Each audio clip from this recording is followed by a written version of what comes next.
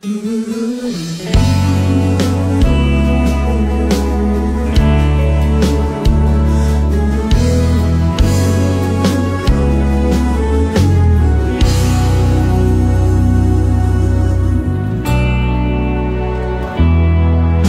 não sofre não tem história pra contar.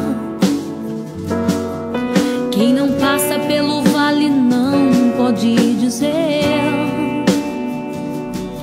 que tem currículo pra outras pessoas ajudar. Não conhece Deus e nem o seu poder. Mas quem já entrou na cova dos leões viu acontecer de perto o milagre.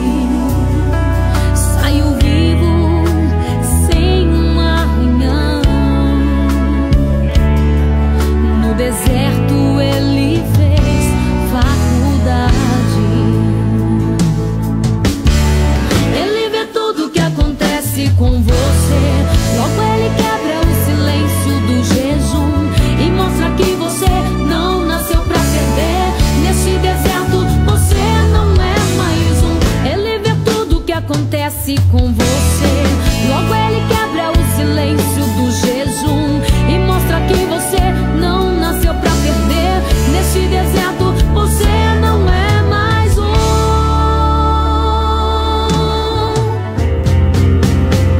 Se até agora sua vida foi rascunhos, letras rabiscadas, uma folha de caderno amassada, hoje Deus escreve uma nova história.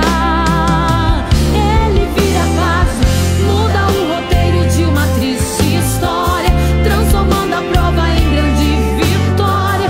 No deserto da tua vida ele abre porta. É vitorioso, é vitorioso. Quem te viu passar na prova sabe que você é vitorioso, é vitorioso. O lema da tua vida é vencer ou vencer.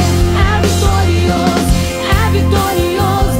Quem te viu passar na prova sabe que você é vitorioso, é vitorioso. O lema da tua vida é vencer ou vencer.